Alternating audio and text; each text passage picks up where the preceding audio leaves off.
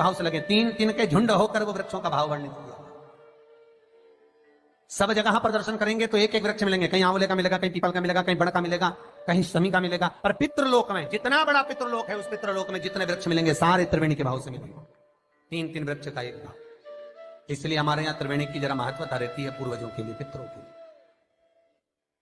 पर शिव महापुराण की कथा कहती है त्रिवेणी का पौधा घर में नहीं लगाया जाता। कई लोग इतने चतुर होते हैं कि घर में ही त्रिवेणी लगा लेते हैं कि गमले में आंवला लगा लिया, पीपल लगा लिया, बड़ लगा लिया। तो ये त्रिवेणी का जो पौधा होता है ये बाहर होना चाहिए, घर के अंदर नहीं होना चाहिए। हाँ, आंवले का पेड़ आप अलग से लगा लो, चल जाएगा। पीपल का पौधा छोटा लगाओगे, थोड़ा समय तक, जब तक पीपल बड़ा ना हो, तुम्हारे सिर पर छाया नहीं हो, तब तक तो आप घर के अंदर लगा सकते हो। पर पीपल बड़ा हो जाए और उसकी छाया आपके सिर पर आने लगे तो उस पीपल को घर में नहीं रखना, उसको बाहर लगा। आंवले का पौधा आपको बड़ का पौधा छोटा हो, उसकी छाया ना पड़े, तब तक आप पूजन के लिए लगा लो, मना नहीं है। पर बाद में जब छाया सिर पे आने लगे तो बड़ को भी आपको बाहर लगाना पड़ेगा।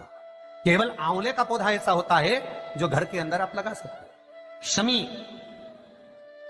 शमी का पौधा घर में लगा सकते हो, पर शमी का पौधा भी जब बड़पन में आ जाए, बड़ा हो जाए, तब उसको भी हटाना पड़ेगा। शंकर भगवान को जो बेलपत्र चढ़ती है, शमी पत्र चढ़ता है, उसमें बेलपत्र का जो पौधा है वो परमानेंट कितना भी बड़ा हो जाए वो सुख देगा। पर शमी का पौधा भी ज्यादा बड़ा होगा तो वो आपको हटाना पड़ेगा, ले जाकर लगाना पड़ेगा। छोटा है चले, पर निवेदन है कि बड़, पीपल और आंवले की त्रिवेणी आप गमले के अंदर ना बनो। आप गमले के अंदर, कई माताओं की आदत है त्रिवेणी कहां पूजने जाएंगे, त्रिवेणी पे कहां दिया लगाने जाएंगे, तो गमले में त्रिवेणी बना लो, बड़ का पौधा भी लगा लो उसी के अंदर, उसी में आंवले का, उसी में पीपल। वो शिव महापुराण वर्णन नहीं करती। त्रिवेणी घर में, त्रिवेणी बाहर, त्रिवेणी का पौधा बाहर हो, घर के अंदर नहीं। क्यों? शिव महापुराण की कथा में स्पष्ट कहा गया, जहां त्रिवेणी का पौधा गमले के अंदर होता है, वहां उस स्थान पर महाराज कहीं ना कहीं क्लेश का भाव होता है, उस घर में शांति नहीं होती। क्यों? तो उसका भी व्याख्यान गरुड़ पुराण में कहा गया। क्या वर्णन किया गरुड़ पुराण में? कि जब जीव आत्मा को लेकर आया जाता है, सारे सुख दुख सब भोगने के बाद में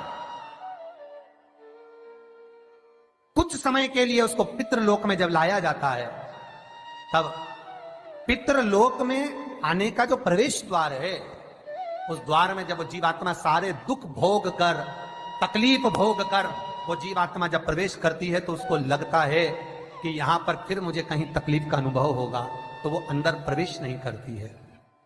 त्रिवेणी का जो पौधा होता है, उसी पौधे के नीचे वो जीवात्मा कुछ देर विश्राम कर लेती है। इसलिए शिव महापुराण कहती है त्रिवेणी बाहर पूजी जाए, त्रिवेणी बाहर लगाए। पर त्रिवेणी का पौधा घर के अंदर गमले में रहेगा। जीवात्माओं को जैसे दुख का भान होता है तो विश्रांति लेते हैं, तो आहूत पितर वासुक, जो प्रेत योनि में भटकने वाले भी जीव होते हैं, वो त्रिवेणी के नीचे कुछ समय के लिए विश्राम लेते हैं। विश्राम महाराज विश्राम। तो शिव महापुराण में और गणेश पुराण के अंदर एक बहुत सुंदर प्रसंग है। गणेश पुराण में जैसे दुर्वा का प्रसंग कहा गया है, कल उस प्रसंग को थोड़ा वर्णन करेंगे गणेश पुराण के, कि कौन सी दुर्वा किस चीज के लिए लाभदायक है। तो गणेश पुराण में शमी के जो पत्ते का वर्णन करा गया, तो उसमें स्पष्ट कहा गणेश पुराण में कि यदि एक लोटा पानी, एक कलश जल, उसमें चंदन घोलकर, अक्षत के 5 दाने और पीपल के 2 पत्ते उसमें डालकर शमी के पेड़ के ऊपर उस जल को समर्पित कर कर आप अपनी कामना बोलकर जिस कार्य के लिए जाते हैं, वो कार्य मात्र 3 दिन में सफल हो जाता है। मात्र 3 दिन लगते। गणेशपुरा शमी पत्र का, शमी का जो पौधा आपको कहा था, बेलपत्री माता पार्वती के नैनशु से प्रकट हुई, रुद्राक्ष का पौधा शंकर भगवान के नैनशु से प्रकट हुआ, और शमी का जो पौधा है वो उमा और महेश, माता पार्वती का जो एक अवतार हुआ था, उमा अवतार। तो माता पार्वती 52 अवतार माता पार्वती के हुए हैं, उसमें एक अवतार माता पार्वती का उमा अवतार है। तो उमा अवतार जब माता पार्वती का हुआ था, तो उसके साथ में शंकर भगवान को महेश्वर अवतार लेना पड़ा। महेश्वर अवतार भगवान शंकर ने लिया। तो उमा और महेश्वर का जब मिलन हुआ था, उस मिलन के दृष्टिकोण से, उस मिलन की दृष्टि से शमी का पौधा उत्पन्न हुआ। शंकर भगवान की जो जलाधारी है बस उस जलाधारी का मुख उत्तर का होना चाहिए। घर में भी अगर शंकर भगवान का शिवलिंग रखते हैं अपन, तो शंकर जी की जो जलाधारी का मुख होता है वो उत्तर का होना चाहिए। उत्तर।